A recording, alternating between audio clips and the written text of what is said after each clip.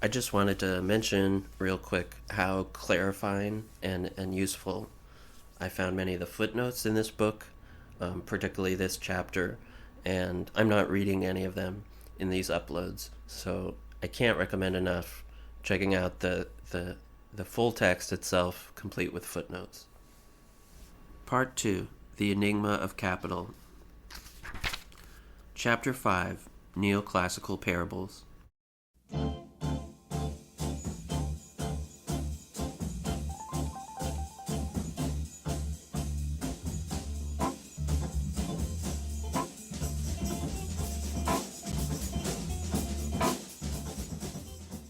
The price is determined by the market.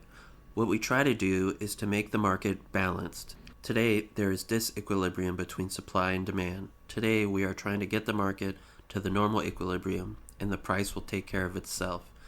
Ali al-Nami, Saudi Arabia's oil minister. The principal casualty of separating economics from politics is the theory of capital.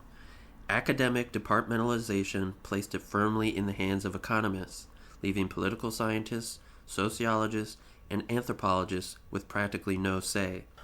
The economists have chosen to emphasize material considerations and to all but ignore power, yet that choice has hardly cleared the water. In fact, despite their complete monopoly, economists have been unable to even define what capital means. While all agree that capital is monetary wealth, figuring out what makes this wealth grow has proven much harder. What a mass of confused, futile, and downright silly controversy would have saved us, writes Joseph Schumpeter, if economists had had the sense to stick to those monetary and accounting meanings of the term instead of trying to deepen them. Of course, the problem lies not in the desire to deepen, but in the direction economists have gone digging. Their goal has been to link accumulation with productivity, but with social production having grown in complexity, the link has become increasingly difficult to pin down. And the difficulty persists precisely because economists insist it is exclusively theirs.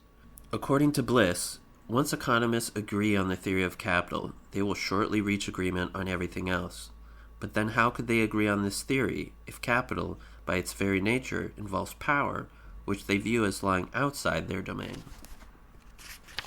The material basis of capital. Despite their pivotal significance, the definition of capital and the meaning of accumulation remain unsettled. Historically, the principal contention stemmed from trying to marry two different perceptions of capital, one quantitative, the other qualitative. Originally, capital was seen as an income-generating fund, or financial wealth, and as such it had a definite quantity. It was also viewed as a stock of physical instruments, or capital goods, characterized by a particular set of qualities. The key question concerned the connection between these two incarnations.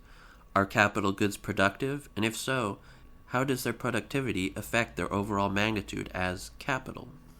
Mainstream economics has been trying to show that capital goods indeed are productive, and that this positive attribute is what makes capital as a fund valuable. The marriage, though, hasn't worked well, partly due to a large age difference. The concept of capital predates that of capital goods by a few thousand years, suggesting that their overlap is not that self-evident. The older partner, capital, comes from the Latin caput, a word whose origin goes back to the Fertile Crescent in the Middle East. In both Rome and Mesopotamia, capital had a similar, unambiguous economic meaning. It was a monetary magnitude. There was no relation to produced means of production. Indeed, caput meant head, which fits well with another Babylonian invention, the human workday. The younger partner, capital goods, was born millennia later, roughly together with capitalism.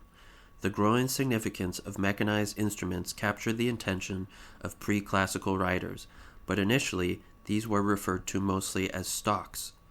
The first to give capital a productive role were the French physiocrats, and it was only with François Quesnay and Jacques Tragot during the latter half of the 18th century that the association between capitals, as monetary advances, and mechanized production started to take shape. Since then, the material productive bias has grown ever more dominant. Thus, Adam Smith speaks of stocks accumulated into capital, which is necessary for carrying on this great improvement in the productive powers of labor. Similarly, with David Ricardo, who equates capital with that part of the wealth of a country which is employed in production and consists of food, clothing, tool, raw materials, machinery, etc., necessary to give effect to labor. Karl Marx talks about constant capital, represented by the means of production, by the raw material, auxiliary material, and instruments of labor. John Bates Clark asserts that capital consists of instruments of production, which are always concrete and material, and whose appearance as value is an abstract quantum of productive wealth. Irving Fisher takes capital as equivalent to the prevailing stock of wealth.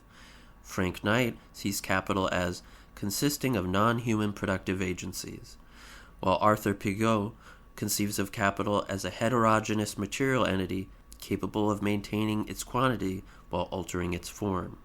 Summing it all up, Joseph Schumpeter naturally concludes that, in its essence, capital consisted of goods, and specifically of produced means of production.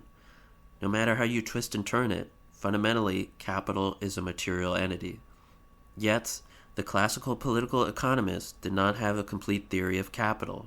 Recall that these new scientists of society started to write when industrialization was still in its infancy. Smokestack factories were few and far between, and the population was still largely rural. They therefore tended to treat the amalgamate of capital goods as a fund or advance whose role, in their words, is merely to assist the original factors of production, labor and land. Although the general view was that capital goods were valuable due to their productivity, no attempt was made to quantify their amount.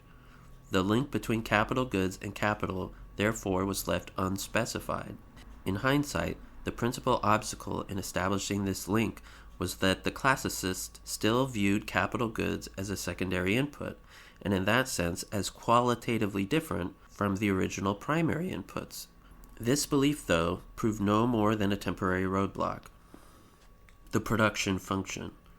Taking the classical lead but without its associated inhibitions, the neoclassicists followed the Earl of Lauderdale in making capital goods a fully independent factor of production, on par with labor and land. Their view of capital, articulated since the latter part of the 19th century by writers such as Philip Wicksteed, Alfred Marshall, Karl Menger, and primarily John Bates Clark, emphasized the distinct productivity of capital goods, and by so doing elevated these goods from mere accessories to requisites. The two assumptions. In his book, The Distribution of Wealth, 1899, Clark used this newly found symmetry among the factors of production to offer an alternative theory of distribution. The theory stipulates a two-step mathematical link between income and production. The first step asserts the existence of a production function. The level of output, Clark argues, is a function of quantifiable factors of production, each with its own distinct productive contribution. This assertion assumes that labor, land, and capital are observable and measurable. So, for instance, we can see that production uses 20, 10, and 15 units of each factor, respectively. It argues that the way these factors interact with one another in production is similarly straightforward, so we know exactly what factors enter the production process and how they affect the productivity of all other factors. And it posits that we can associate definite proportions of the output with each of the factors. For example, labor contributes 40%, land 15%, and capital goods 25%. The second step uses the production function to explain the distribution of income. Clark claimed that under conditions of perfect competition, without friction, in his words, the income of the factors of production is proportionate to their contributions, or more precisely, to their marginal contributions, so that the wage rate is equal to the productive contribution of the last worker added to production, the rent is equal to the contribution of the last hectare of land, and the profit rate is equivalent to the contribution of the last unit of capital. Where does profit come from? Formulated at a critical historical junction, the new theory combined a powerful justification with a seemingly solid explanation, and there was certainly need for such theory. The emergence of U.S. big business during the latter part of the 19th century accelerated the centralization of capital, raised profit margins, and heightened income inequality, much along the lines anticipated by Karl Marx, and these developments made earlier profit theories look hopelessly irrelevant. Chief among these theories were the notions of abstinence as argued by Nassau Senior, and of waiting as stipulated by Alfred Marshall. According to these explanations, capitalists who invest their money are abstaining from current consumption and therefore have to be remunerated for the time they wait until their investment matures. By the end of the 19th century, though, the huge incomes of corporate magnates such as Rockefeller, Morgan, and Carnegie enabled them to consume conspicuously regardless of how much they plowed back as investment. And even when these magnates chose to be frugal, usually they did so in order to augment their power, not their future consumption. Other theorists, such as Herbert Spencer, William Sumner, and later Ayn Rand, took a more biological path, claiming that profit was simply due to superior human traits. This version of financial Darwinism was happily underwritten by large U.S. capitalists eager to make their blood turn blue, but the basic theoretical and moral problem remained. Even if this science of remuneration were all true, and even if capitalists indeed were superhumans whose waiting in abstinence had to be compensated, the magnitude of their remuneration remained unexplained. Why should the pay on their investment be 20% rather than 5% or 50%? What caused their return to fluctuate over time? And why did some capitalists win the jackpot while others, despite their merit and patience, ended up losing money? Clearly, there was a pressing need for a more robust ideology, and this is where Clark's theory of marginal productivity came into the picture. Contrary to the Marxist claim, Clark insisted that capital is not in the least parasitic. Much like labor, it too receives its own marginal productivity, an income which therefore is essential for the growth process. Indeed, since income is proportionate to productive contributions, it is rather clear that capitalists, through their ownership of capital, in fact are more productive than workers. That must be so, for otherwise, why would their earnings be so much greater? The birth of economics. The marginal productivity theory enabled neoclassicists to finally remove their classical shackles and finish the liberal project of depoliticizing the economy. The classicists, whether radical or liberal, were interested primarily in well-being and distribution. Production was merely a means towards those higher ends. Clark helped reverse this order, making distribution a corollary of production. And indeed, since the turn of the 20th century, attention has gradually shifted from the causes of income inequality to its ramifications, a subject economists felt they could safely delegate to sociologists and political scientists. The old ideological disputes of political economy were finally over. From now on, announced Alfred Marshall, we have a new science, the science of economics, complete with both the rigor and suffix of mathematics and physics. In fact, Clark and his contemporaries not only depoliticized the economy, they also declassed it. Instead of workers, capitalists, rentiers, and the state, differentiated entities whose struggles loomed large in the classical canons, the neoclassical landscape is populated by abstract individuals, actors who can choose to be workers one day, capitalists the next, and voluntarily unemployed the day after. These individuals live not in society as such, but in a special space called the economy. Their sole preoccupation is to rationally maximize pleasure from consumption and minimize the pain of work. Indeed, society for them is an external and largely irrational sphere which constantly threatens to prevent their economy from reaching its collective orgasm, a Pareto optimality. With so much going for it, the marginal productivity theory was quickly endorsed by professional economists and, of course, by their captains of finance. The latter used and abused the theory partly for what it said, but especially for what it didn't. Marginal productivity theory in historical context. It turns out that Clark's theory of distribution could say very little about the reality in which it developed, and this for a simple reason.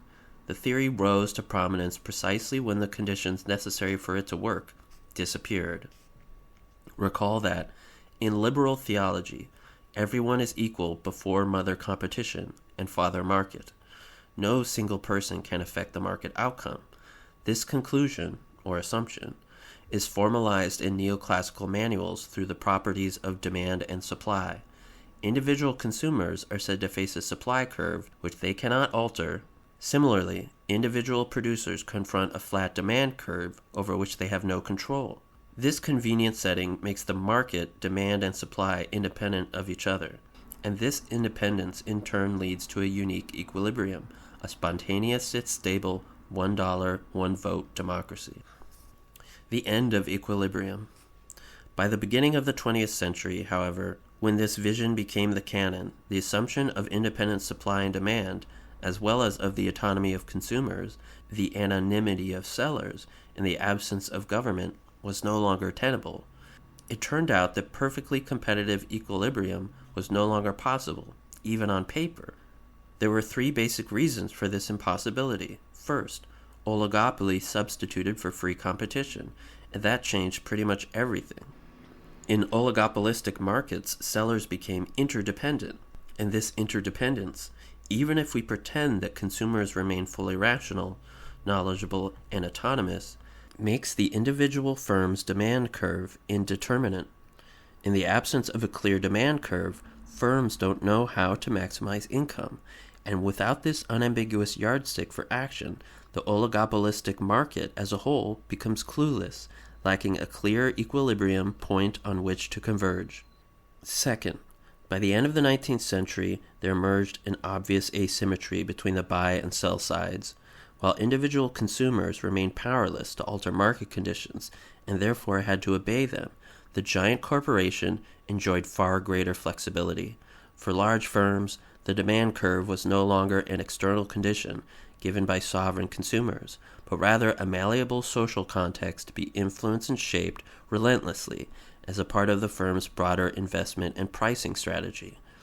Of course, in public, big business continued to talk about the market discipline to which it was presumably subjugated, but that was doublespeak, the use of mythical forces to conceal real power. In private, large firms saw themselves not only as price makers, but also as market makers. These two developments marked the end of spontaneous equilibrium. Originally, economics had two unknown variables and two independent functions with which to explain them. Jointly solving the demand and supply equations yielded unique values for prices and quantity. But with the introduction of power into the picture, demand became dependent on, if not subsumed by, supply, leaving economics with only one combined equation to explain the two unknowns. In one swoop, economics lost its degree of freedom. From now on, there could be any number of price-quantity outcomes, all perfectly consistent and none necessarily stable, and if the real world did appear stable, the reason was not the invisible hand of the market, but the visible hand of power. The third development, which we already alluded to in previous chapters, was the rise of big government and later of active economic policy. This development presented another serious difficulty for mainstream economics. On the one hand, large governments have become integral, if not necessary, to the process of capital accumulation. On the other hand, their existence has contaminated economics with power, annulling the invisible hand and leaving the notion of spontaneous equilibrium hanging on the thread of denial.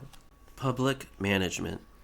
As noted in Chapter 4, economists have partly managed to ignore this dilemma by keeping the study of macroeconomics as separate as possible from microeconomics, nested uneasily in what Paul Samuelson called the neoclassical synthesis, and John Ruggie later labeled embedded liberalism. But that wasn't enough. It was also necessary to ascertain that the public sector, no matter how large and active, remained subservient to the logic of laissez-faire individualism and the interests of its large capitalists. This requirement was greatly assisted by the founding of public management, a new social science that would imitate, at least nominally, the principles of Frederick Taylor's scientific management. We say nominally, since unlike the so-called scientific management of private enterprise, public management lacked from the beginning any clear yardstick for success.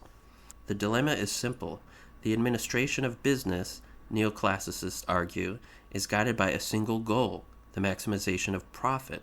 According to Clark's marginal productivity theory, the more profit the corporation earns, the greater the well-being it must have generated by definition. Public administration, though, has no comparable rule.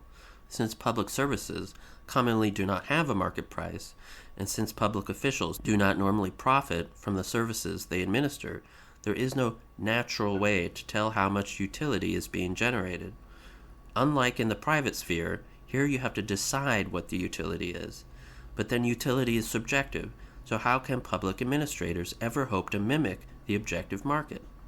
There are two solutions to the problem. The first, used mostly to justify higher budgets, is to keep a straight face, pretend that the public sector behaves just like a free market, and subject it to the neoclassical mechanics of indifference curves, budget lines, productive functions, and possibilities frontiers. The absurd, albeit politically effective, outcome of this venue is best illustrated by marginalist analysis of national defense, the arena most removed from the neoclassical fantasy land. The second solution, ideal for periods of belt-tightening, is to simply reiterate the basic maxim of liberalism. If in doubt, minimize. Since the public sector is a necessary evil, an authoritarian, wasteful institution whose sole purpose is to ameliorate temporary market failure and counteract communist ideology, the best yardstick for its success is the extent to which we can limit its intervention. Many of the key institutions of the welfare state were originally established and run by people schooled in and conditioned by neoclassical maxims. Although they all spoke of public policy and government intervention, they tended to think of such activities as necessary distortions. With a few exceptions, mostly in the Nordic countries, there was never a systematic attempt to develop the public sector into a humane form of democratic planning. And it is not as if the possibility wasn't there. As a new discipline, and one that emerged after the chaos and misery of the Great Depression and 2 world wars, public management could have opened the door to new ways of thinking about and organizing society. It could have introduced truly democratic budgeting, new ways of assessing public projects, new frameworks for ecological planning, new pension schemes, a new architecture for public credit, mass housing for the benefit of inhabitants rather than contractors, effective public transportation, non-neoclassical conceptions of intergenerational transfers, and perhaps even a new democratic theory of value. But that never happened. Instead of transcending neoclassical dogma and the business creed, much of the post-war effort went into making sure people didn't even think in such a direction. As a rule, public sector salaries were kept low, public processes were presented as inefficient and corrupt, the status of public activity was demeaned, and public officials were commonly criticized and mocked. And indeed, once communism collapsed in the late 1980s, government officials and politicians around the world seemed all too eager to dismantle their own welfare states. The neoclassical Trojan horse has achieved its purpose. The commanding heights, again, are controlled by the free marketeers. It is as if the Great Depression had never happened. At this point, I got to point out that almost the entirety of this book was written before the 2008 financial crisis. The best investment I ever made. And so, although Clark's distribution theory was out of sync with the new reality of power, paradoxically, it has proven immensely useful in both concealing and manipulating that very reality. The theory helps protect the belief in perfect competition, despite the massive gravitational force created by large governments and big business. It helps hide the fact that oligopolistic interdependence nullifies the notion of spontaneous equilibrium while simultaneously enabling oligopolies to mold their consumers and impose their own outcomes. and it helps use the public sector for capitalist ends while preventing that sector from ever generating a democratic alternative to capitalism.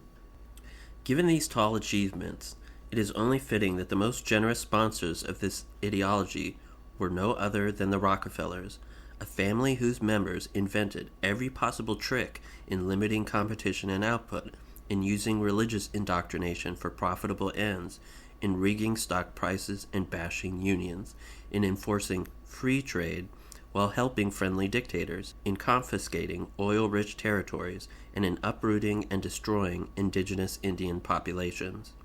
The Klan's founder, John D. Rockefeller, donated $45 million to establish the Baptist University of Chicago, where Clark's production function would later become gospel.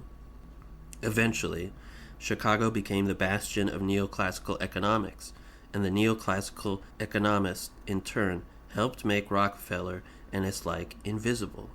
According to Rockefeller's own assessment, it was the best investment I ever made.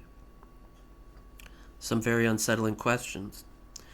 The difficulty with Clark's logic, though, goes much deeper than indicated in the previous section. In fact, even if we ignore the external reality of power and assume away governments, oligopolies, and all other contaminating factors, the theory still doesn't stand. The quantity of capital. The central problem, identified already by Wicksell at the turn of the century, is the very quantity of capital. According to received convention, a given capital usually is associated with different types of capital goods. This heterogeneity means that capital goods cannot be aggregated in terms of their own natural units. The only way to add a machine producing aircraft parts to one making shoes to another making biscuits is by summing their values measured in money.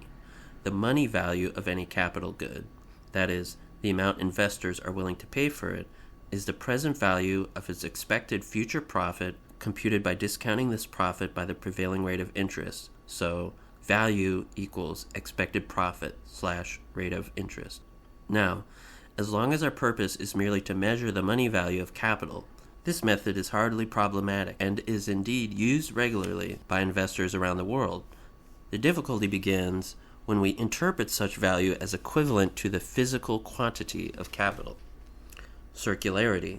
To see the problem, suppose that the rate of interest is 5% and that a given machine is expected to yield 1 million in profit year after year in perpetuity. Based on the principle of present value, the machine should have a physical quantity equivalent to 20 million. But then, what if expected profit were to go up to 1.2 million? The present value should rise to 24 million. Yet, that would imply that the very same machine can have more than one quantity, and since a given machine can generate many levels of profit, there is no escape from the conclusion that capital, in fact, is a multiple entity with an infinite number of quantities. As it turns out, Clark's productivity theory of distribution is based on a circular notion of capital. The theory seeks to explain the magnitude of profit by the marginal productivity of a given quantity of capital, but that quantity itself is a function of profit, which is what the theory is supposed to explain in the first place. Clark assumed what he wanted to prove. No wonder he couldn't go wrong. These are logical critiques. Another perhaps more substantive social challenge to the notion of physical capital came around the same time from Thorstein Veblen, to whom we turn in Chapter 12. Yet, for almost half a century, Clark's theory remained resilient, and it was only during the 1950s that the early criticism against it began to echo. Reswitching. The first shots were fired by Joan Robinson and David Champernowne, followed by the publication of Piero Sraffa's seminal work, Production of Commodities by Means of Commodities, 1960. Sraffa's book, which was 40 years in the making, had only 99 pages, but these were pages that shook the world, or at least they should have. In contrast to earlier skeptics who rejected the quantity of capital as a circular concept, Sraffa began by assuming that such a quantity actually existed and then proceeded to show that this assumption was self-contradictory. The conclusion from this contradiction was that the physical quantity of capital, and indeed its very objective existence, was a fiction, and therefore that productive contributions cannot be measured without prior knowledge of prices and distribution, the two things that the theory was supposed to explain in the first place. Sraffa's attack centered on the alleged connection between the quantity of capital and the rate of interest. As noted, because capital goods are heterogeneous, neoclassicists have never been able to directly aggregate them into capital, but this aggregate, they've argued, nonetheless can be quantified, if only indirectly, by looking at the rate of interest. The logic runs as follows. The higher the rate of interest, the more expensive capital becomes relative to labor, and hence the less of it that will be employed relative to labor. According to this view, the capital intensity of any productive process, defined as the ratio between the indirectly observable quantity of capital and the directly observable quantity of labor, the logic runs as follows. The higher the rate of interest, everything else being the same, the more expensive capital becomes relative to labor, and hence the less of it that will be employed relative to labor. According to this view, the capital intensity of any productive process, defined as the ratio between the quantity of capital and the quantity of labor, should be negatively related to the rate of interest. The higher the rate of interest, the lower the intensity of capital, and vice versa. Of course, this relationship must be unique, with each capital intensity associated with one and only one rate of interest. Otherwise, we end up with the same capital having more than one intensity. And yet that is exactly what Sraffa found. His famous reswitching examples demonstrated that, contrary to neoclassical theory, capital intensity need not have a unique one-to-one relationship with the rate of interest. To illustrate, consider an economy with two technologies, process X, which is capital intensive, and process Y, which is labor intensive, i.e. less capital intensive. A rise in the rate of interest makes capital expensive relative to labor and, according to neoclassical theory, should cause capitalists to shift production from X to Y. However, Sraffa showed that if the rate of interest goes on rising, it is entirely possible that process Y once again will become the more costly, causing capitalists to re-switch back to X. Indeed, since usually there are two or more ways of producing the same thing, and since these methods are almost always qualitatively different in terms of the inputs they use and the way they combine them over time, re-switching is not the exception, but the rule. The result is a logical contradiction, since if we accept the rate of interest as an inverse proxy for capital intensity, X appears to be both capital intensive at a low rate of interest and labor intensive at a high rate of interest. In other words, the same assortment of capital goods represents different quantities of capital. The consequence of Sraffa's work was not only to leave profit in search of an explanation, but also to rob capital goods, the basis of so much theorizing, of any fixed magnitude. The Cambridge Controversy. These writings mark the beginning of the famous Cambridge Controversy, a heated debate between Cambridge, England, where Robinson and Sraffa taught, and Cambridge, Massachusetts, the home of many neoclassical economists. Eventually, the neoclassicists, led by towering figures such as Nobel laureate Paul Samuelson, conceded that there was a problem, offering to treat Clarke's neoclassical definition of capital not literally, but as a parable. A few years later, Charles Ferguson, another leading neoclassicist, admitted that because neoclassical theory depended on the thing called capital, accepting that theory in light of the Cambridge controversy was a matter of faith. Yet faith was hardly enough. The realization that capital does not have a fixed physical quantity set off a logical chain reaction with devastating consequences for neoclassical theory. It began by destroying the notion of a production function which, as we noted, requires all inputs, including capital, to have measurable quantities. This destruction then nullified the neoclassical supply curve, a derivative of the production function, and with the supply curve gone, the notion of equilibrium, the intersection between supply and demand, became similarly irrelevant. The implication was nothing short of dramatic. Without equilibrium, neoclassical economics fails its two basic tasks of explaining and justifying prices and quantities. Clearly, this was no laughing matter. For neoclassical theory to continue and hold, the belief that capital is an objective material thing, a well-defined physical quantity with its own intrinsic productivity and corresponding profitability, had to be retained at all costs, and so the rescue attempts began. Resuscitating capital. The first and most common solution has been to gloss the problem over, or, better still, to ignore it altogether. And as Robinson predicted, and Hodgson confirmed, so far this solution seems to be working. Most economics textbooks, including the endless editions of Samuelson Incorporated, continue to measure capital as if the Cambridge controversy had never happened, helping keep the majority of economists, teachers, and students blissfully unaware of the whole debacle. A second, more subtle method has been to argue that the problem of quantifying capital, although serious in principle, has limited practical importance. However, given the excessively unrealistic, if not impossible, assumptions of neoclassical theory, resting its defense on real-world relevance seems somewhat audacious. The third and probably most sophisticated response has been to embrace disaggregate general equilibrium models. The latter models try to describe, conceptually that is, every aspect of the economic system, down to the smallest detail. The production function in such models separately specifies each individual output, however tiny, so the need to aggregate capital goods into capital does not arise in the first place. General equilibrium models have serious theoretical and empirical weaknesses whose details have attracted much attention. Their most important problem, though, comes not from what they try to explain, but from what they ignore, namely capital. Their emphasis on disaggregation, regardless of its epistemological feasibility, is an ontological fallacy. The social process takes place not at the level of atoms or strings, but of social institutions and organizations. And so, although the shell, called capital, may or may not consist of individual physical inputs, its existence and significance as the central social aggregate of capitalism is hardly in doubt.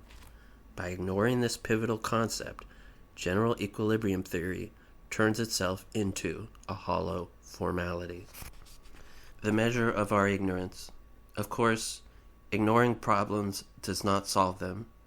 The inconvenience is evident most vividly in empirical neoclassical studies, in which production functions are used to explain changes in output. The results of such studies are usually highly disappointing. Commonly, only part of the output variations, and often only a small part, is explained by the observed variations of the inputs, leaving a sizable residual hanging in the air. As we elaborate later in the book, one possible reason for this failure is that production is a holistic process, and hence cannot be expressed as a function of individual inputs in the first place. Neoclassicists do not even consider this possibility. Instead, they prefer to circumvent the problem by separating inputs into two categories: those that can be observed, namely labor, land, and capital, and those that cannot, lumped together as technology, or total factor productivity. This bypass, suggested by Marshall and popularized by Galbraith and Drucker, enables neoclassicists to avoid the embarrassment of a large output residual. To paraphrase Henry Poincaré, this residual is simply a measure of our ignorance. The problem, they argue, is not theoretical, but practical. It lies not in the production function, but in the fact that we do not know how to measure technology. If we knew how, and could we incorporate the quantity of technology into the production function, the residual most surely would disappear. Unfortunately, this phlogiston-like argument is only too convenient in that it can never be falsified, let alone verified. Theories that claim to explain reality should be tested on how well they do so. The smaller the error, the more convincing the theory. Here, however, the problem is not the theory, but the facts, so the error does not matter. The victory of faith. Neoclassical theory remains an edifice built on foundations of sand. The most questionable of these foundations is the notion that capital is a material entity, measurable in physical units, and possessing its own intrinsic productivity. In fact, capital fulfills none of these requirements. The result is that the theory is unable to convincingly explain not only the structure of prices in production, but also the distribution of income which supposedly results from such structure. In The Structure of Scientific Revolutions, Thomas Kuhn claimed that the accumulation of anomalies in science tends to engender a paradigmatic breakdown, opening the door to new theories and eventually to a new paradigm. Nothing of the sort has ever happened to neoclassical political economy. Although suffering from deep logical contradictions and serious empirical anomalies, neoclassical theory hasn't broken down. On the contrary, it has only grown stronger. Its overall structure has remained more or less intact for more than a century, a feat unparalleled by any other science, and it has managed, with the help of massive business and government subsidies, to strangle pretty much all of its theoretical competitors. But then, this victory shouldn't surprise us, simply because neoclassical political economy is not a science, but a church. And like every church with forged scriptures, the neoclassical priests go on with their daily business, spreading the faith by building elegant-seeming arguments in terms which they cannot define, and searching for answers to unaskable questions.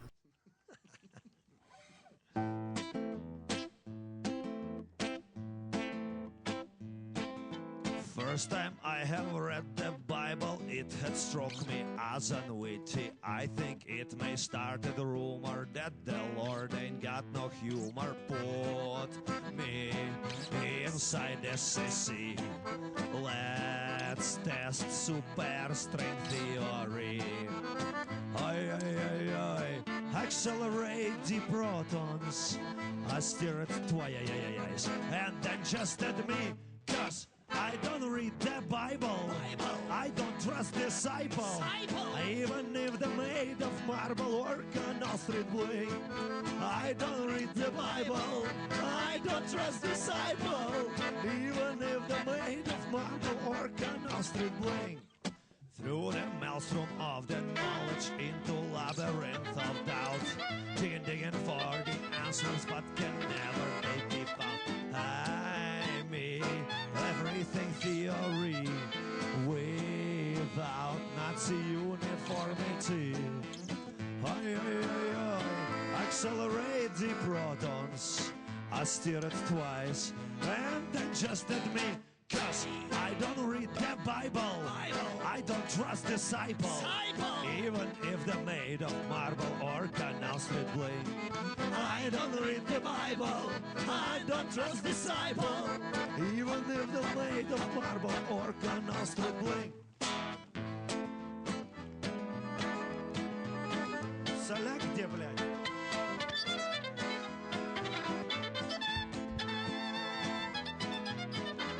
Чудесно!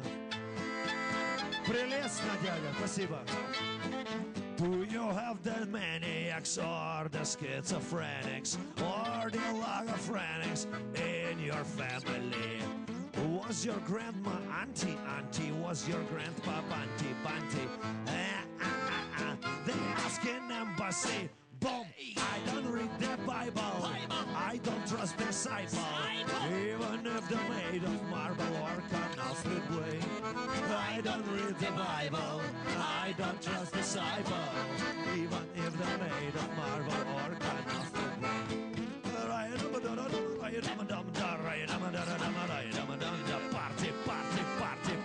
Party. After party.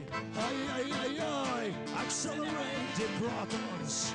I steer it twice and then just at me, boom!